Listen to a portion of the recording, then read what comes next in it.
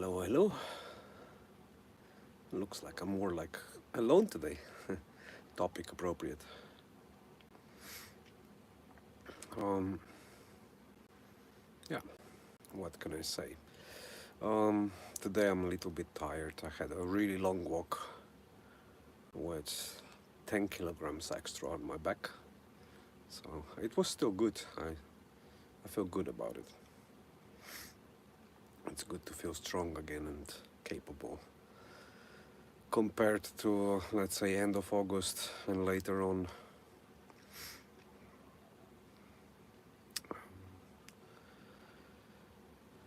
So yeah, recently I'm facing, let's say, some new challenges with the boat. As you can see, I like the background of it though. Um, there's been a couple of broken pieces and things like that I need to fix. Yesterday I was working on that as well. I need some spare parts literally before I can move. So basically, both of my throttles are broken. One of them goes only forward, the other one has had old cables, so it turned out it was really hard to just use it. So I'm waiting for a really good friend of mine to bring some spare parts. Hello, who's with me? I'm just gonna start it first talking about my boat, and then before I switch to the subject. Um, so yeah, it's been a little bit of a stuck mode for the couple of days. I could move, but it's not really safe. So you know what they say: better safe than sorry. Um, been trying to fix it as much as I could, but at some point I need to get some spares. So that's that. Although where I am, really quiet, loads of like birds, um, just not so much nature, but it's just like an immensely quiet place. Even though the road is closed, the airplanes are still flying, the trains are still around, but there's a good mix of and balance of the really quiet space and stuff. Um, yeah, kind of like recent adventures. So some of the good times that I really had, or the best times that I really had right now recently, were the 4 days I spent with kids. We were boating for 4 days, so motoring around. Unfortunately, not too far because it was raining for I think 2 out of 4 days it was raining. So we were the first day we were just basically in the marina, um, spent the night, then left. I think we left the next day, um, and then we got stuck before Harlem because the bridges weren't working anymore. We spent a day, 2 nights in that marina, went to Harlem, spent another night there. It was really nice. The kids loved it. The whole city is really beautiful to sail through. And also, of course, walking and stuff. I always liked that little town. So, yeah, um, it was really cool. Then we went back quite quite fast, I think. The kids enjoyed it. At some point, they did complain and they said I need to slow down a bit because their bellies hurt. So that was kind of funny. Um, but yeah, I really loved it because basically the main reason why I wanted a boat that moves, that is big enough, is to be able to take them around. It was not really just for myself and to live and do whatever I want with it. Then in that case, you know, any smaller boat, and if it moves or not, would still be good enough. So this was really good stuff. And in the meantime, I had sort of, let's say, an experience of, hats off to any person in their position trying that way, like that they still try to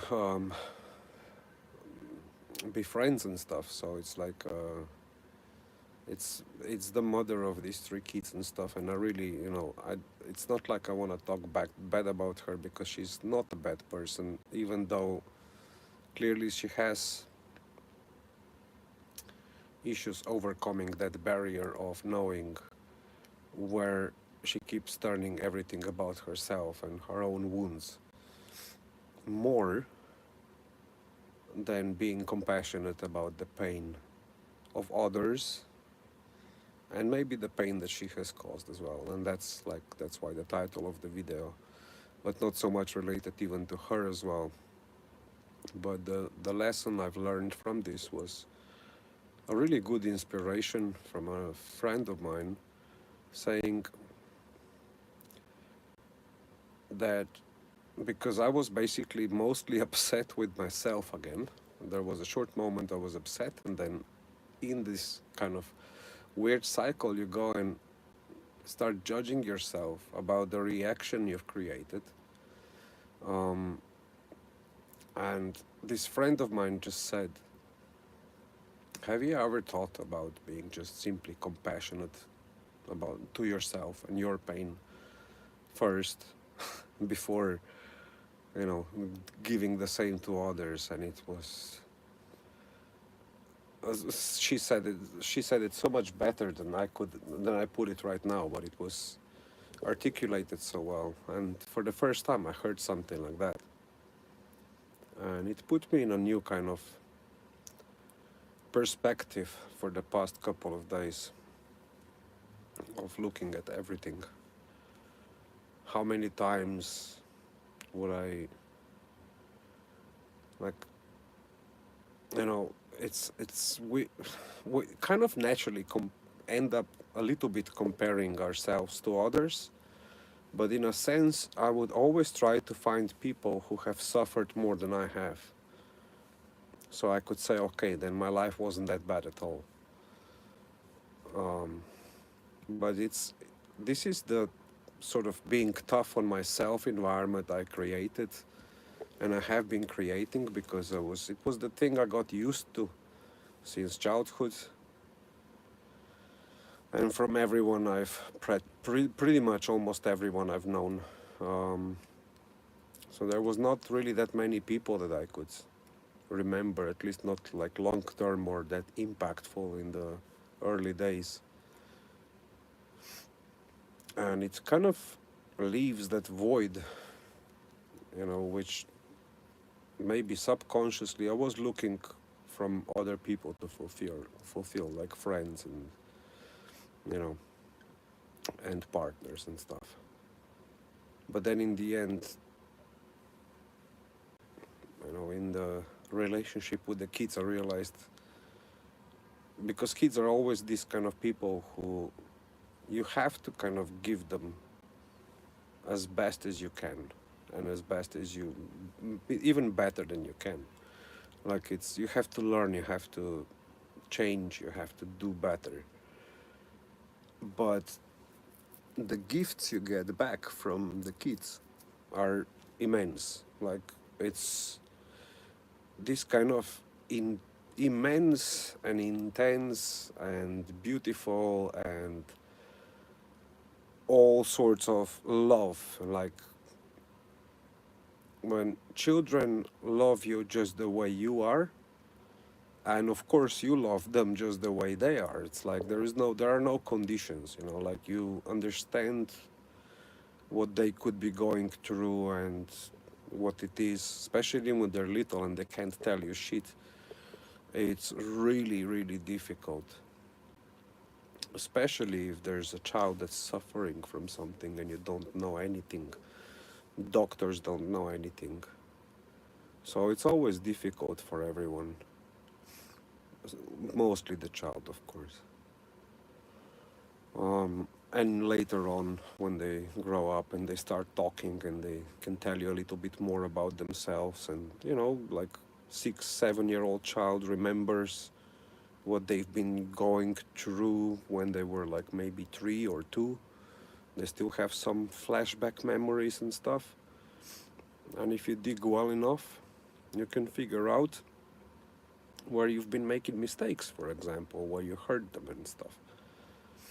But on the other hand, this was, for example, my own habit of seeing things, looking for where I did mistakes and where I did things wrong so I could get better. And it wasn't about perfection or something like that. It was just to, you know, hurt other people. And I was really hurt a lot. And I can say I've hurt people not because I wanted to hurt them, not because it would make me feel better, but I've hurt them mainly because I was trying in a stupid way to protect my space and, you know, being myself, standing up for myself, boundaries and stuff like that. But it was not in a healthy way, and it's not in even so much in a relationship with them, but how I was looking at them and then at myself, as in maybe normalizing um, either aggressive or passive aggressive or avoidant, whatever other like types of behaviors that are toxic. It was just normal, obviously, for me because it was constantly like that from parents, sisters, schoolmates, you know, a lot of people you would call friends, and then you realize you were invited sometimes just to be a laughing stock or whatever it is, like, I mean,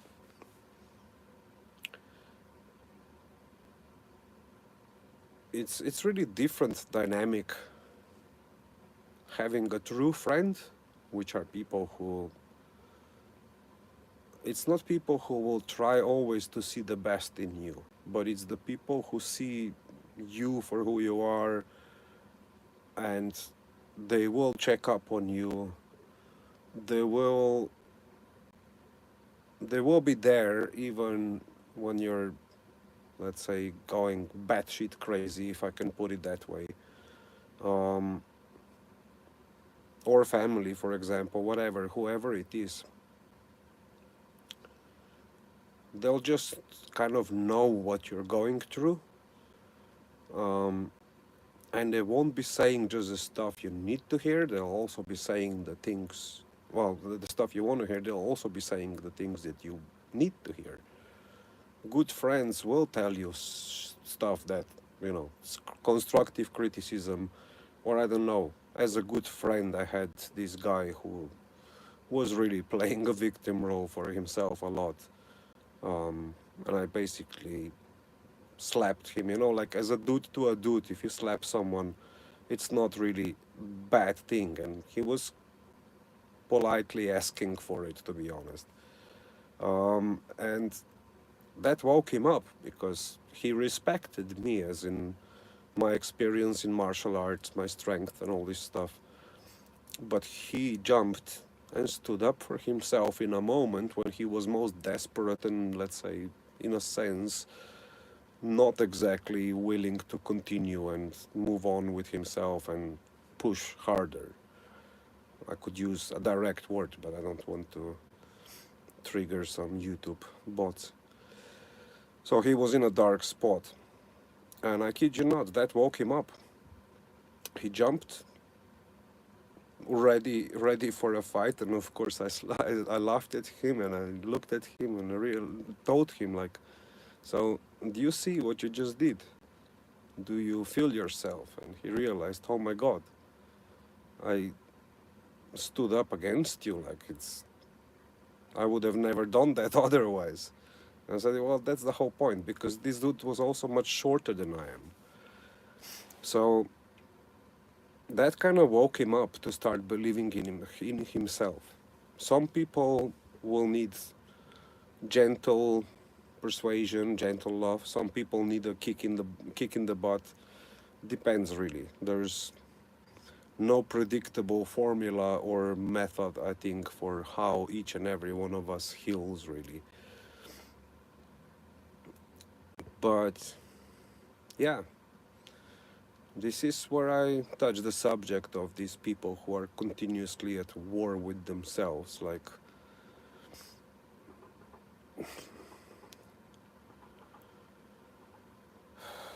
You know, the people who turn the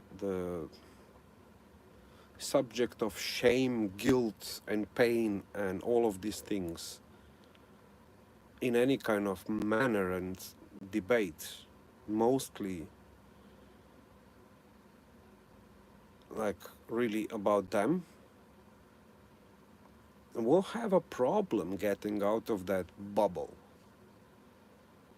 And then the same people used to call me like too sensitive. And the way I look at it from my new, more self compassionate way, as my friend told me, I look at it from a perspective of if I was ever called too sensitive for literally caring about all the children in this world, or during the 2020, even a lot more people, or many years ago,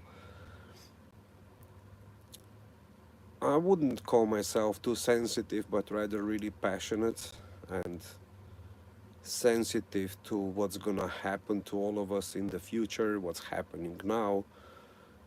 Not as much before when I was on my own, so to speak, like just friends and a partner, but when I had my first child, that thing changed a lot because I had another different kind of responsibility for a person and a human being that can't take care for themselves yet. And that definitely made me more vulnerable to what is going to happen to all of us and what is happening. So, most of the time, from that point onwards, I became soft, vulnerable, more sensitive to these things, as in afraid also. I do remember before my kid was born, I wasn't gambling so much. Like I wouldn't go and skydive. I wouldn't go and do some crazy things. But I definitely didn't push myself as hard in terms of career achievements. Nothing materialistic. Like I really lived a life more aligned with what I felt like and really desired. And also where my life was at that point. Like you don't have a lot of money. Your family was shattered all over the place, and you were homeless even before the age of 13, basically. So yeah, you kind of live like it goes. And I must say, it wasn't bad for me. Those times, let's say from the age of 16 till about 28, 29, were really good, given the fact that I became a father at 26. Um, so yeah, it wasn't like, even though it was life on the streets and in a squat and stuff, it wasn't all that bad. It was just more disappointment about how people who present themselves as, I don't know, anarchists or feminists or all these kind of things were just basically, for the large part, hypocrites and doing one thing, well, doing the things pretty much opposite of what they were speaking for. Yeah? So, all in all, after having kids, after becoming a parent, it's when I became really vulnerable and started showing that there is stuff from my past, from my childhood, that I haven't been able to deal with because I never had proper support, I would say. And it's not just therapies and stuff. I mean, at the end of the day, I realized talking to a few people lately that the therapists themselves were really just there to make notes and their own labels, but nothing whatsoever from them alone really helped. And each and every one of us does the work ourselves at the end of the day. And but still, when you have good mentors, really good friends, maybe like I said before, when you have connections with people that make you feel safe, respected, um, that can help you process the things that maybe sometimes you cannot really all process on your own, it will really be of an extreme value to your own healing journey. Like, the best parts of my own learning and lessons were definitely not the ones I've done alone, but it was also with people together, whether the ones that hurt me, but I will say lately definitely the ones that were there for me, stood by my side, like said things that normally I would not be saying to myself, because honestly I was really just really hard. So I would always see the good in all of the people, and retrospectively I was always looking at what I can do better for others more than myself, of course. Hey Benjext.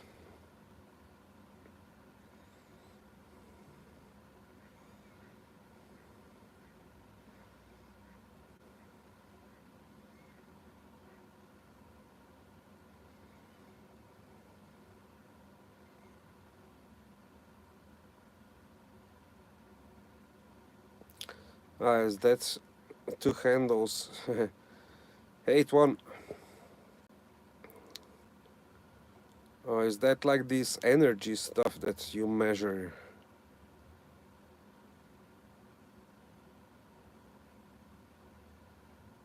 Hey Omen.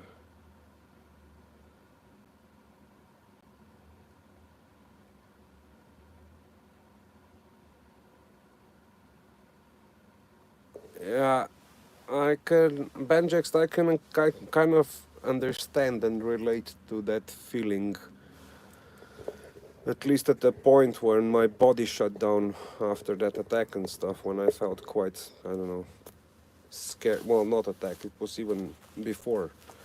Um, when I had a moment of feeling a bit like maybe sociopathic, I guess, but it was just weird to describe, I guess. So, oh, Scientology, oh crap. No, that stuff, I don't even want to go there. I don't want to go into that subject, to be honest.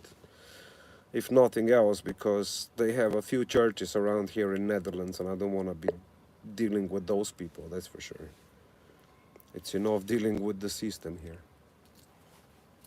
I have a CBD today because I walked a lot with a 10-liter diesel on my back.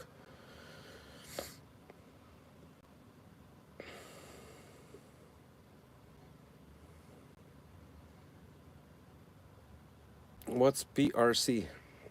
Sorry, I'm an old dude. I don't get all the CBD. Just pure CBD. Because later I want to go to sleep. Should be actually CBD oil, but it's really not easy to get proper homemade one. So yeah.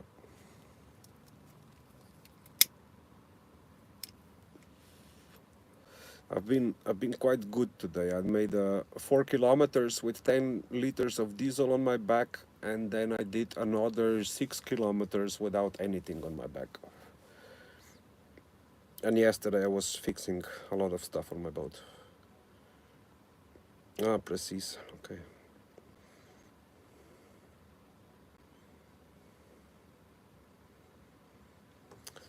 Because my vaporizer died. I know CBD is always best on vaporizing. It's okay. I still smoke a bit of tobacco now and then, so it's not gonna make a huge difference.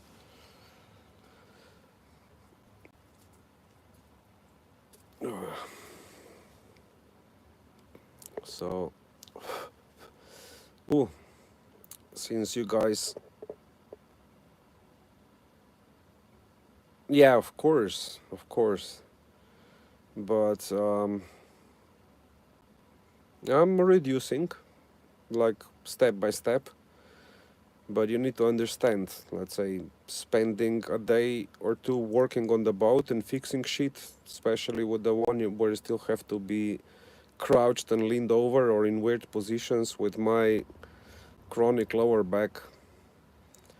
I have, like I said, I have two options. I start taking opiates or I'm doing weed.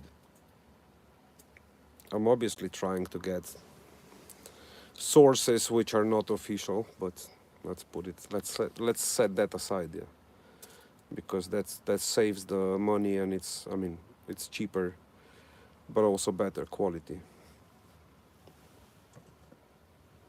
It's not as easy. I've got, like I said before, yeah, quite a few injuries and shit, and it's some things never go away. Well, there were injuries, but yeah, some some of the stuff doesn't go away, like back injuries and stuff. Do you like the cannon in the background?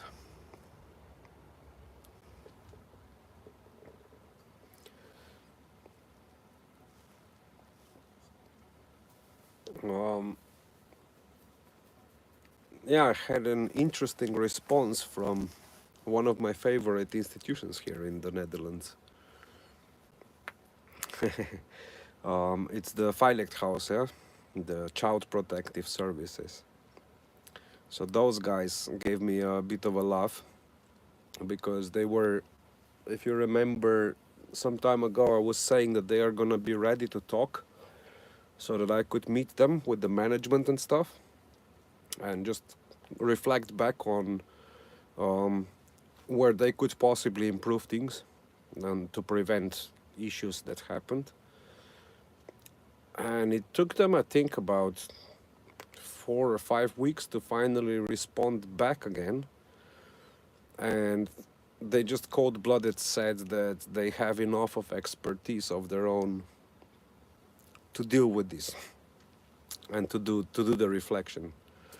I'm like, okay. So at the end of the day, given that that they did that, they kind of gave me a green light to put them into the, give them a bit of fame next time.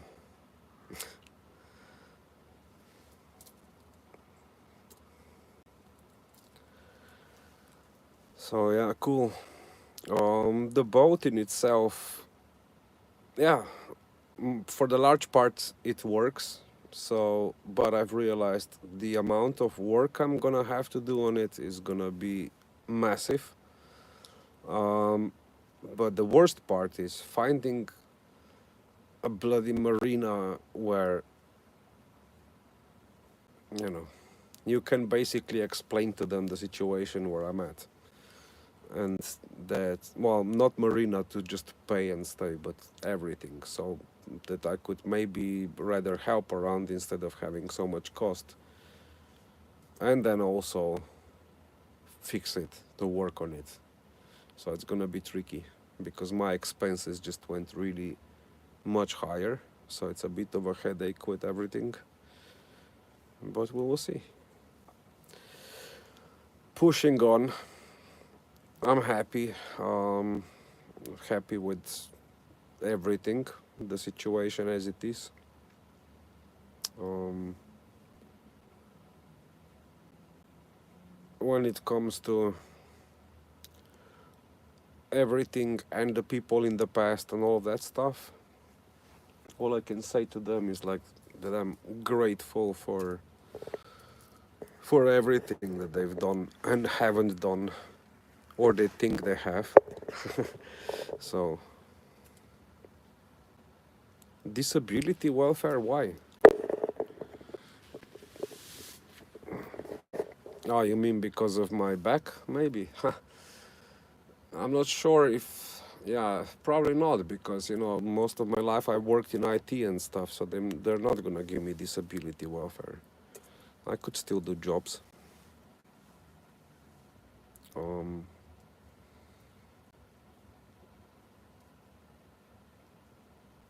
I don't know, look, the point is that I need to also If I didn't have so much work with the boat right now that was really urgent, like as in when I arrived to this place with it, um, I was going through the lock, and it was a really really short lock. So my boat was about 3/4 of the length of the whole lock itself. So I had to stop real quick. So I had full throttle backwards, a reverse throttle, through the rope.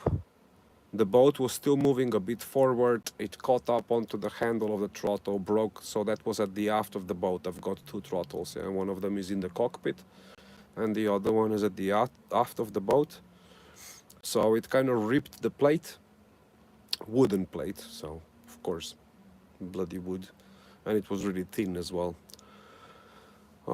So that one stayed only in the forward, so I can't use the reverse for the time being. And then the cockpit throttle in itself was just so hard because the cable got probably rusty and stuff. So yeah, if I didn't have to fix so many things and this cord date was still 22nd and stuff, I'd be looking for jobs.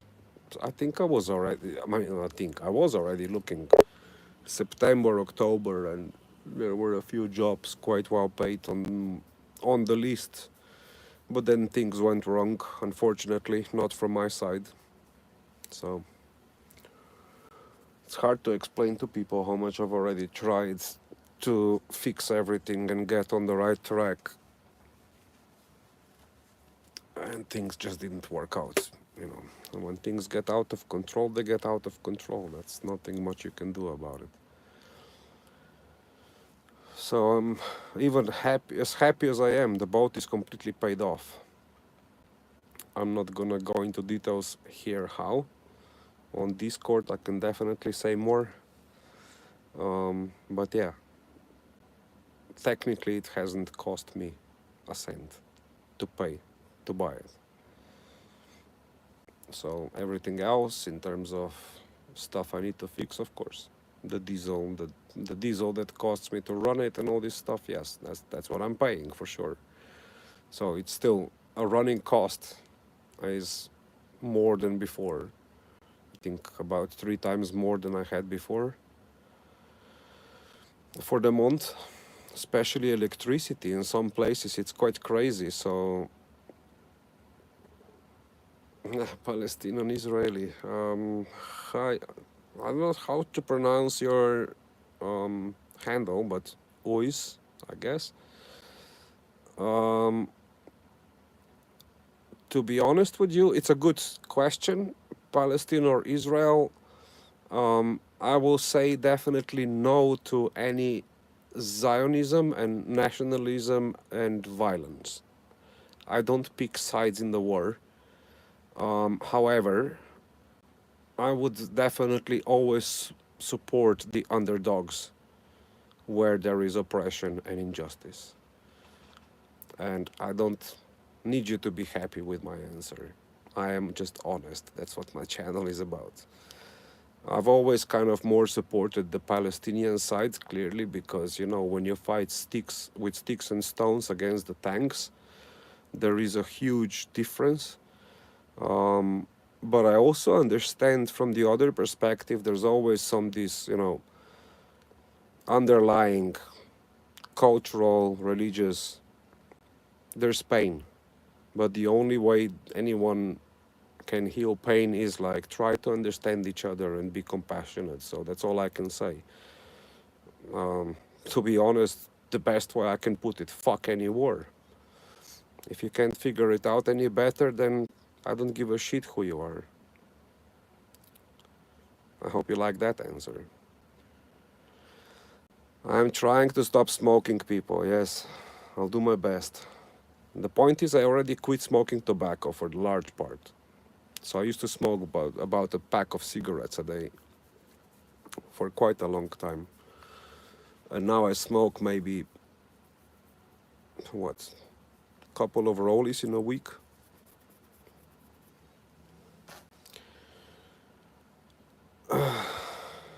Yeah. My body, has been played with a lot. Either was it my side or accidents and stuff and work. So, this is kind of like obsession with the health.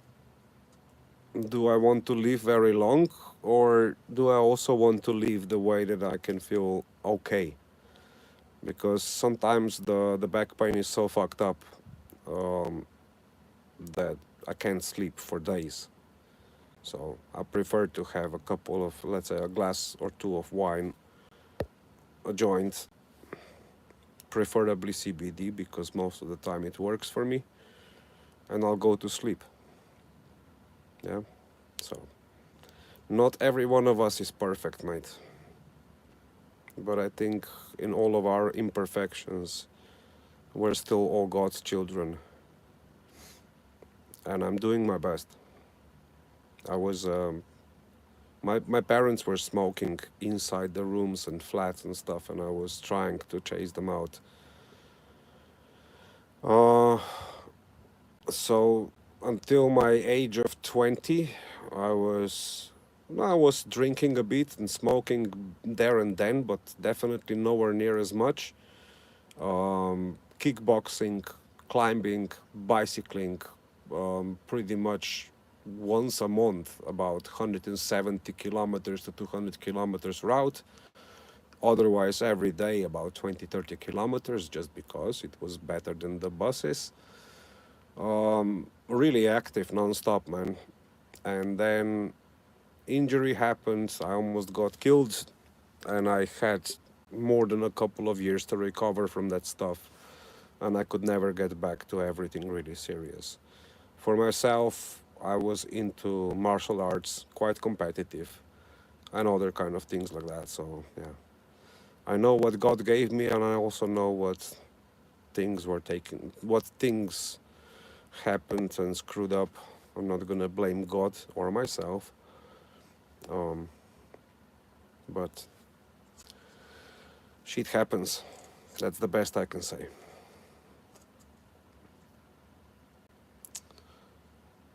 The food we eat these days definitely toxic. The water we drink is full of plastic and heavy chemicals and all this kind of stuff. So, yeah, tell me about smoking indeed.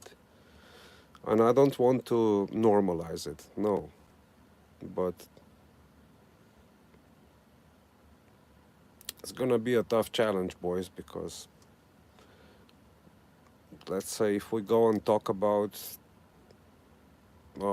the pharmaceutical industry, what recently happened in France, they just passed the law where if you talk critically, and they call it even a Pfizer, I think it's a Pfizer article.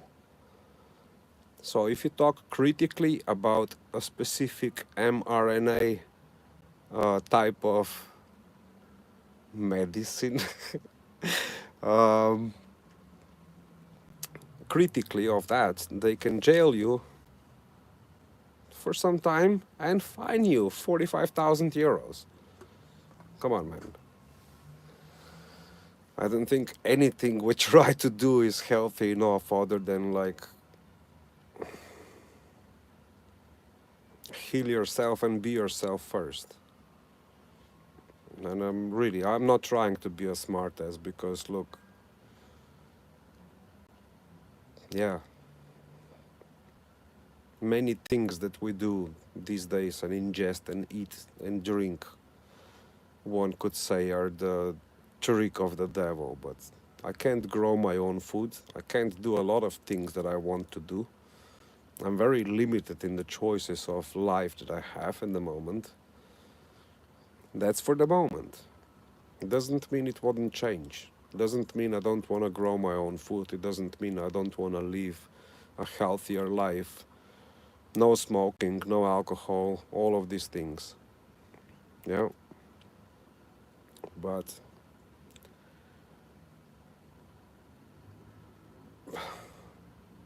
I don't know. Let's say 2 glasses of wine and a smoke compared to a sleeping pill when I couldn't sleep already for many consecutive weeks. I'd still take 2 glasses of wine.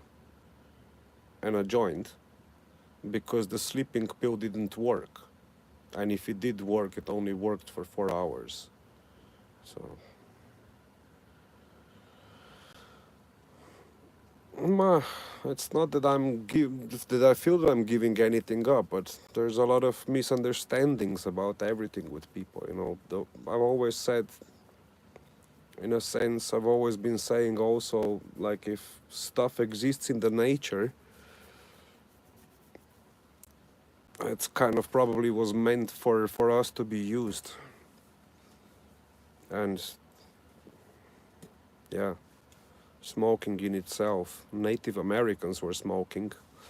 Not sure if they had so many problems as we do, either with smoking or because of smoking. It's all about the amount and the abuse and how much you also handle in here. I don't do pills. I don't do anything chemical, really. Not even when it comes to drugs in general. Like, okay, yeah, the LSD definitely helped me to get over through some heavy shit which therapists couldn't figure out, but it's done. I don't need it. I don't want it anymore. I've still got probably a little bit left over there, but I honestly didn't touch it ever since. So, I don't know. In terms of the weed, for me, it was always a bit different. It was never like stuff to get you high and stuff. It was more medicinal and ritualistic in itself. Alcohol is far worse. Especially if you drink, even like when you think, oh, but I'm not drinking a lot, I don't get drunk and stuff. If you keep drinking for longer periods of time on a regular basis, it does shit to your brain. Well, to your brain and to your consciousness and stuff. Figured that one. I figured this stuff already a few times and still. And it, for some, like, let's say, I am like an ex-alcoholic in that sense. So I was an alcoholic. I became an alcoholic when I was really young, like 17, 18. Woke up one day, realized my hands were shaking if I didn't drink. And at that moment, I quit. Didn't touch the alcohol for over 2 years. And since then, it's like, I love the beer. I love a good whiskey. I love a good glass of wine. So I'm very picky and selective about what I'm gonna drink. That's one. And then I also know, okay, so this is how much I drink and why. Yeah, so there's always a reason why, whether it's a glass of wine with a good dinner because I like it, or it's a beer because I like the beer. Maybe sometimes I was drinking socially and things like that, but at the end of the day, still, I knew exactly, well, with exceptions, there were a few times when I got a bit too drunk, of course, like happens to each and every one of us. But I wasn't getting like drunk like students do every weekend and stuff like that. So now it's also the same. I know that, for example, 2 glasses of wine, it's something that makes me feel sleepy. If I wanna, if I want to get tipsy and I want to enjoy myself, I'll probably need 3 glasses of wine. 4 is gonna be already really enough. So knowing your limits and knowing that then, the next few days what you gotta do is drink plenty of water, eat more fresh food like veggies, and it's all about balance. It's all about looking after yourself more than you're gonna try and damage yourself. But having also been dealing with martial arts and extreme sports and all that stuff, yeah, for me, I think the injuries and the damage came a little bit more often than the looking after part.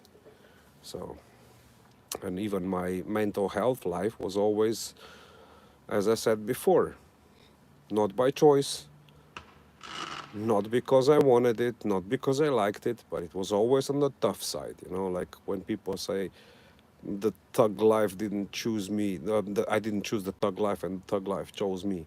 I'm not a thug, but yeah, it's kind of like the tough life chose me, so it's all right. Luckily enough, I became tough only on myself, and yeah, okay, fuck, I made some mistakes with other people and stuff, like some of the closest ones too. Um, but in all fairness, it was large part because I've been hurt from them and from people like them. So I don't know. It's really,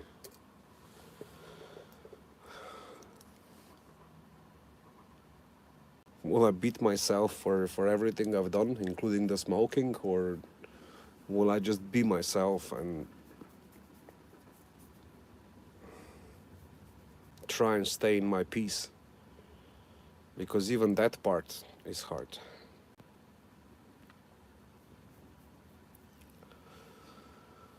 I don't know.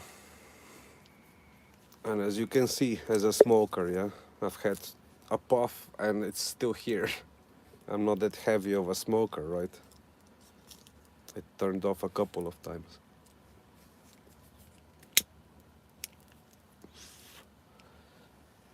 So I take my time.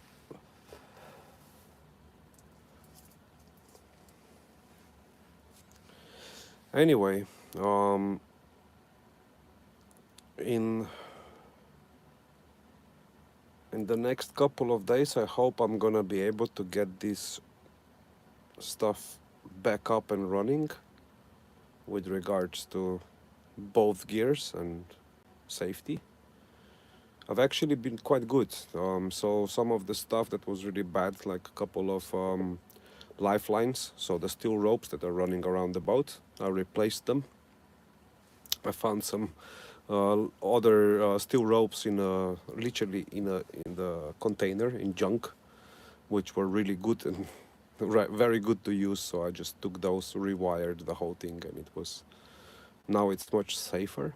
So I can even hook myself safely and fall overboard if I want to, and I will still survive and even pull myself back on the boat. I've already done the practice. So yeah, in the next couple of days, I hope I'll be able to move next to my next destination, which should be a really nice lake with a couple of islands and stuff.